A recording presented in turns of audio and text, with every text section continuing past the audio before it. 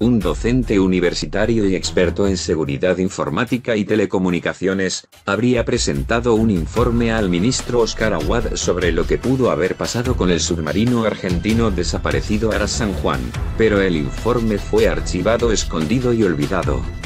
Este es el caso del erudito en seguridad informática y trabajador de la UDN, Ariel Garbaz, que mediante una pericia en el laboratorio de la UDN, donde trabaja hace más de 20 años, habrían realizado una pericia de telecomunicaciones, informándole al ministro Aguad, que las gráficas de los sonidos de la explosión que captó el gobierno de Austria, que a través de 3 hidroestaciones detectaron las ondas sonoras y sus espectros en el dominio del tiempo, correspondían a explosiones externas, es decir, explosiones que propagaron el sonido en forma libre a través del océano.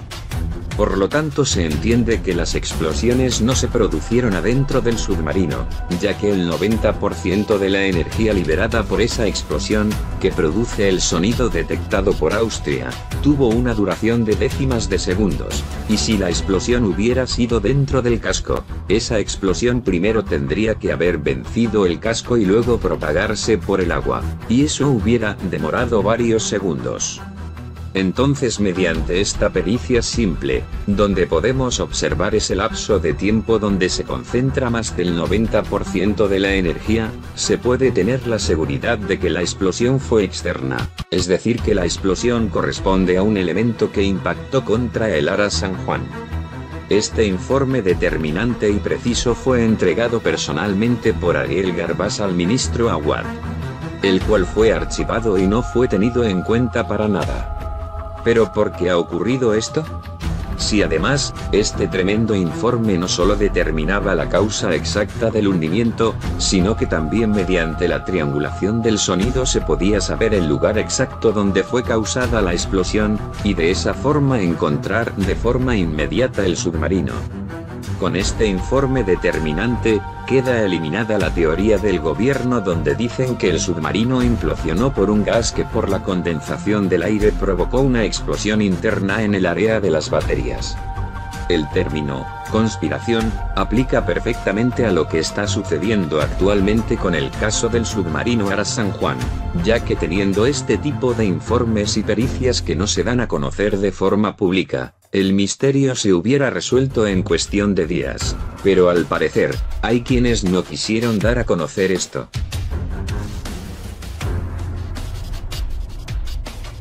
Ya sea por razones políticas u otras que desconocemos. Pero sin duda, al ocultar este tipo de información, se crea la idea en la mente de las personas que la búsqueda es realmente un tema muy complejo, cuando mediante este tipo de pericias el problema se resuelve rápidamente. Es de lo que hablé en mi vídeo anterior de la manipulación de la información por los medios de comunicación masivos, donde todo forma parte de un guión, para mantener ciego al público. Quiero que sepan a los que están mirando este vídeo, que lo que estamos diciendo en este informe, no es una opinión o una teoría, es información real. Información real que pone en evidencia que estamos frente a un gran encubrimiento, o como yo lo llamo, una gran conspiración. Aportando más información al tema, existe un antecedente de esto que les cuento, y es que el 22 de mayo de 1968, el submarino USS Scorpion dejó de comunicarse. Poco tiempo después, se supo su fatal final, en el que 99 tripulantes perdieron la vida. El submarino explotó a 500 metros de profundidad, y mediante la triangulación del sonido, se logró saber en poco tiempo dónde estaba y rescatarlo. La UDN, Universidad Tecnológica Nacional, se ofreció, y le propuso al gobierno y a la Armada hacer la triangulación del sonido, pero una vez más su gran propuesta no fue escuchada y fue desechada. Evidentemente o no querían encontrarlo o ya sabían dónde estaba y no querían darlo a conocer. La gravedad de este hecho es aún mayor, ya que la Universidad Tecnológica Nacional se puso en contacto con los familiares, para ofrecerles esta investigación. Y se les explicó que el gobierno y la Armada no querían contar con su colaboración, ya que su ayuda no es privada, y la UDN es un organismo público. que pertenece a la Organización Tecnológica Nacional, y por la Constitución Nacional, las universidades nacionales son consultoras asociadas, así que el gobierno tenía la obligación de recibir el informe y tenerlo en cuenta, cosa que no hizo, lo cual es todavía mucho más grave. Entonces ahora yo les pregunto a ustedes, después de conocer esta información, ¿todavía creen que el Ara San Juan lo encontraron ahora, y su hundimiento fue por un desperfecto técnico? En la Universidad Tecnológica Nacional, están totalmente convencidos, que el gobierno nacional y la armada ya sabían dónde estaba el submarino hace mucho tiempo y todo fue una pantalla. Ya que la OTAN sabe perfectamente dónde se produjo la explosión del Ara San Juan. Porque Austria pertenece a un complejo de países, que instalan esas hidroestaciones en todos los océanos para detectar explosiones por triangulación, y cuando se produce este tipo de hechos con repercusión internacional, los primeros en hacer las pericias de triangulación son ellos. Es decir que Estados Unidos, Inglaterra y Rusia ya sabían dónde estaba, porque ellos tienen los datos. Por lo tanto lo que hay aquí es un secreto militar y un pacto de silencio, porque saben realmente cuál fue el origen de la destrucción del submarino, y sería muy complicado comunicar la verdad en términos geopolíticos. Entonces, ¿qué fue lo que pasó realmente? Un punto que estaba a 950 metros y que había sido en su momento detectado por el Cabo de Hornos y que había sido corroborado, por lo menos un contacto metálico en el fondo a esa profundidad, a través de un sonar de barrido lateral del Scandi Patagonia. Es decir, era un contacto que había sido corroborado al menos por 2 buques diferentes con sensores diferentes. El submarino Ara San Juan fue encontrado a pocas millas del lugar donde el Cabo de Hornos, buque chileno, había dado con un objeto en el fondo del mar. El Cabo de Hornos pasó varias veces, detectó un objeto en el fondo y fue corroborado por otro buque con otro sensor, señaló al respecto el capitán de navío y portavoz de la Armada Argentina, Enrique Balbi. ¿Por qué se buscó recién ahora en la zona que la Armada chilena ya había indicado en noviembre de 2017, como la más probable para encontrarlo? ¿Por qué se mandaron medios a zonas de las que se sabía que, por estudios de cinemática, era imposible que el San Juan estuviera?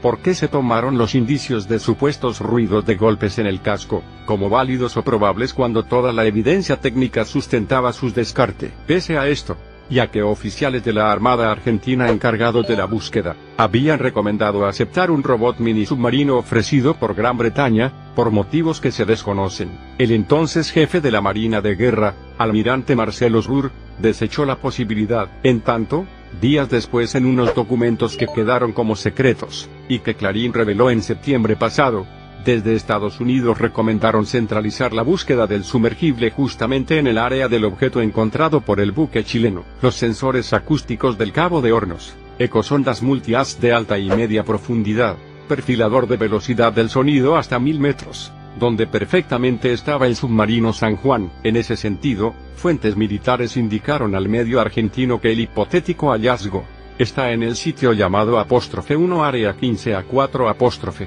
a pocas millas del originalmente llamado punto dato Cabo de Hornos no ', en referencia al buque científico chileno que registró los primeros contactos en noviembre de 2017, y del último mensaje radial que había enviado el San Juan, antes de desaparecer. Por lo mismo, de inmediato surgieron las dudas sobre por qué fueron desestimadas la pista chilena y la recomendación estadounidense.